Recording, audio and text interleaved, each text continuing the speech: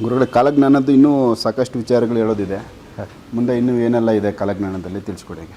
ಎಲ್ರಿಗೂ ನಮಸ್ಕಾರ. ಇಂದಿನ ಈ ಸಂಚಿಕೆಯಲ್ಲಿ ಹೇಳಿದಿರಿ ಕಾಲಜ್ಞಾನದ ಆಯುಷ್ಯಗಳು ಯಾವ ರೀತಿ, ಕಲಿಯುಗದ ಆಯುಷ್ಯ ಯಾವ ರೀತಿ ಅಂತ ಕೇಳ್ತಾ ಇದ್ರಿ. ಈ ಕಾಲಜ್ಞಾನ ಅಂತಕ್ಕಂಥದ್ದು ಈ ಭೂಲೋಕದಲ್ಲಿ ತುಂಬ ಆಡಳಿತಕ್ಕೆ ಬರ್ತಾ ಇದೆ ಮತ್ತು ಅದನ್ನು ಇಡೀ ಬ್ರಹ್ಮಾಂಡವನ್ನೇ ಆಡಳಿತಕ್ಕೆ ತೊಗೊಳುತ್ತೆ ಅಂತ ಹೇಳೋದಕ್ಕೆ ನಾವು ಇಷ್ಟಪಡ್ತೀವಿ. ಕೆಲವೊಂದೆಲ್ಲ ಪ್ರಶ್ನೆ ಕೇಳ್ತಿರ್ತಾರೆ, ವಸಂತರಾಯರು ಯಾವಾಗ ಬರ್ತಾರೆ, ಸಮಯ ತಿಳಿಸಿ ಅಂತ. ಭೂಲೋಕದಲ್ಲಿ ಈ ಭೂಮಂಡಲದ ಭೂಲೋಕ ಯಾವಾಗ ಕಲಿಯುಗದ ಆಯುಷ್ ಯಾವಾಗ ಮುಗಿಯುತ್ತೋ ಆವಾಗ ವೀರವಸಂತರಾಯರು ಬರ್ತಾರೆ. ಕಲಿಯುಗ ಅಂತ್ಯ ಆಗಬೇಕು. ಅದಕ್ಕೆ ಹೇಳ್ಬೋದು ಯಾವಾಗ ಅಂತ್ಯ ಆಗುತ್ತೆ ಆ ಕಲಿಯುಗ ಅಂತ. ಇವತ್ತು ಒಂದು ಕಲಿಯುಗಕ್ಕೆ ಅಂತ ಒಂದು ಆಯುಷ್ ನಿಗದಿ ಮಾಡಿರ್ತಾರೆ.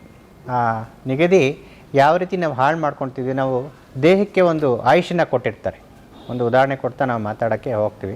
ಒಂದು ಉದಾಹರಣೆಗೆ ಒಂದು 100 ವರ್ಷ ಅಂತ ನಾವು ಅಂದ್ಕೊಂಡಿದ್ದೀವಿ. ನಮ್ಮ ದೇಹಕ್ಕೆ ಆಯುಷು ಒಂದು 100 ವರ್ಷ ಅಂತ ನಾವು ಅಂದ್ಕೊಂಡಿದ್ದೀವಿ. ಅದು ನಾವೇನು ಮಾಡ್ತೀವಿ, ನಾವು ಮಾಡ್ತಕ್ಕಂಥ ಚಟಗಳು, ನಾವು ಮಾಡ್ತಕ್ಕಂಥ ಕೆಲವೊಂದು ಈ ತಪ್ಪುಗಳಿಂದ ಆ ಆಯುಷನ್ನು ಕುಗ್ತಾ ಬರುತ್ತೆ. ಆ ಆಯುಷನ್ನು ಕಳ್ಕೊತೀವಿ. 100 ವರ್ಷ ಬದುಕ್ತಕ್ಕಂಥವ್ರು 30 ವರ್ಷಕ್ಕೆ ಸಾಯ್ತೀವಿ, 15 ವರ್ಷಕ್ಕೆ ಸಾಯ್ತೀವಿ, 10 ವರ್ಷಕ್ಕೆ ಸಾಯ್ತೀವಿ. ಆ ರೀತಿ ಸಾಯ್ತಾ ಬರುತ್ತೆ. ಇವತ್ತು ಕಲಿಯುಗದ ಆಯುಷ್ ಕೂಡ ಆ ರೀತಿ ಸಾಯ್ತಾ ಹೋಗ್ತಾ ಇದೆ. ಇದರಲ್ಲಿ ಯಾವುದೇ ಒಂದು ಸಂಶಯ ಇಲ್ಲ. ನೀವು ಗಮನಿಸ್ಬೋದು, ಕಲಿಯುಗದ ಆಯುಷ್ ಯಾವ ರೀತಿ ಸಾಯ್ತಿದೆ. ಹಾಗಿದ್ರೆ ಪ್ರಕೃತಿಗೂ ಕಾಯಿಲೆ ಬರ್ತಿದೆ ಇವತ್ತು, ಮತ್ತು ಎಲ್ಲದಕ್ಕೂ ಪ್ರತಿಯೊಂದಕ್ಕೂ ಕಾಯಿಲೆ ಬರ್ತಿದೆ.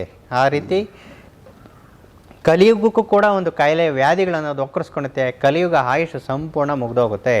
ಈ ಪಾಪ ಕರ್ಮಗಳು ಯಾವಾಗ ತುಂಬಿ ತುಳುಕಾಡುತ್ತೋ ಆಗ ಕಲಿಯುಗದ ಆಯುಷ್ ಕೂಡ ಆಗ ಅಂತ್ಯ ಆಗುತ್ತೆ. ಕಲಿಯುಗ ಆಯುಷ್ ಮತ್ತು ಕಲಿಯುಗ ಅಂತಕ್ಕಂಥದ್ದು ಆಯುಷ್ ಅಂತ ನಾವು ಏನು ಹೇಳ್ತಾ ಇದ್ದೀವೋ, ಆಯುಷ್ ಈ ವ್ಯಾಧಿಗಳು ಮಾಡ್ತಕ್ಕಂಥ ಕರ್ಮಗಳು ಪಾಪಗಳು ಏನಿದೆಯೋ ಅದು ಕೂಡ ಕಲಿಯುಗ ಅಂತ್ಯ ಆಗಿಬಿಡುತ್ತೆ.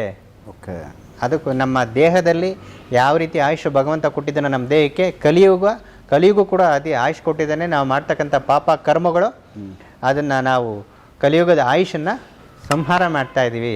ಆ ಆಯುಷ್ ಯಾವತ್ತು ಮುಗಿಯುತ್ತೋ, ನಮ್ಮ ದೇಹ ಯಾವತ್ತು ಒಂದು ಆತ್ಮ ಬಿಟ್ಟು ಹೋಗುತ್ತೋ, ಕಲಿಯುಗದಲ್ಲೂ ಕೂಡ ಹಾಗೆ ಇರ್ತಕ್ಕಂಥ ಶಕ್ತಿಗಳು ಕೂಡ ಬಿಟ್ಟು ಹೋಗ್ತವೆ. ಆಗ ಕಲಿಯುಗ ಅಂತ್ಯ ಅಂತ ಹೇಳೋದಕ್ಕೆ ನಾವು ಇಷ್ಟಪಡ್ತೀವಿ. ಇವತ್ತು ನಾವು ಹುಟ್ಟಿದ್ದೀವಿ, ಯಾವಾಗ ಸಾಯ್ತೀವಿ ಅಂತ ನಮಗೆ ಗೊತ್ತಿಲ್ಲ. ಹೌದು, ಯಾವಾಗ ಹುಡ್ತೀವಿ ಅಂತಲೂ ನಮಗೆ ಗೊತ್ತಿಲ್ಲ. ಇದು ಕೂಡ ವಸಂತರಾಯರು ಉಲ್ಲೇಖನ ಮಾಡಿರ್ತಕ್ಕಂಥದ್ದು. ಹಾಗೆಯೇ ವಸಂತರಾಯರು ನಾನು ಇಂಥ ಸಮಯಕ್ಕೆ ಬರ್ತೀನಿ, ಇವಾಗಲೇ ಬರ್ತೀನಿ, ಇಂಥ ಟೈಮ್ಗೆ ಬರ್ತೀನಿ, ಈ ಮಾಸದಲ್ಲೇ ಬರ್ತೀನಿ ಅಂತ ಯಾವತ್ತೂ ಕೂಡ ಉಲ್ಲೇಖನ ಮಾಡಿಲ್ಲ, ಯಾವುದರಲ್ಲೂ ಕೂಡ ಹೇಳಿಲ್ಲ. ಕಲಿಯುಗ ಅಂತ್ಯ ಮಾಡೋದಕ್ಕೋಸ್ಕರ ಬರ್ತೀನಿ ಅಂತ ಹೇಳಿದ್ದಾರೆ. ಆಗ ಕಲಿಯುಗ ಅಂತ್ಯ ಆದಮೇಲೆ ವೀರವಸಂತರಾಯರು ಖಂಡಿತವಾಗಿ ಬರ್ತಾರೆ. ಅಂತ್ಯ ಯಾವಾಗ ಆಗುತ್ತೆ, ನಾವು ಯಾವಾಗ ಸಾಯ್ತೀರಿ, ಕಾಯಿಲೆ ಬಂದ ಕೂಡಲೇ ನಾವು ಯಾವಾಗ ಸಾಯ್ತೀವಿ ಅಂತಲೇ ಗೊತ್ತಿರಲ್ಲ. ವೈದ್ಯರು ಹೇಳ್ತಾರೆ 1 ವಾರ ಬದುಕಿರ್ತೀಯಪ್ಪ ಅಷ್ಟೇ ಅಂತ ಹೇಳ್ತೀವಿ, ನೋಡಿದ್ರೆ 1 ವರ್ಷ ಬದುಕಿರ್ತೀವಿ. ಕೆಲವರು ವೈದ್ಯರು ಹೇಳ್ತಾರೆ ನಾನು ಏನೂ ಆಗಲ್ಲ, ನಿನ್ಗೆ 5 ವರ್ಷ 10 ವರ್ಷ ಬದುಕಿರ್ತೀಯ ಅಂತ ಹೇಳಿರ್ತಾರೆ, ನೋಡಿದ್ರೆ ಹಾಸ್ಪಿಟ್ಲಿಂದ ಮನೆಗೆ ಬರೋಷ್ಟಲ್ಲೇ ಸತ್ತಿರ್ತೀವಿ. ಇದು ಹಾಗೆಯೇ ವೀರವಸಂತರಾಯರು ಬರೋ ಕಾಲಕ್ಕೆ ಸಂಪೂರ್ಣ ಕಲಿಯುಗ ಅಂತಕ್ಕಂಥದ್ದು ನಶಿಸಿ ಹೋಗಿರುತ್ತೆ.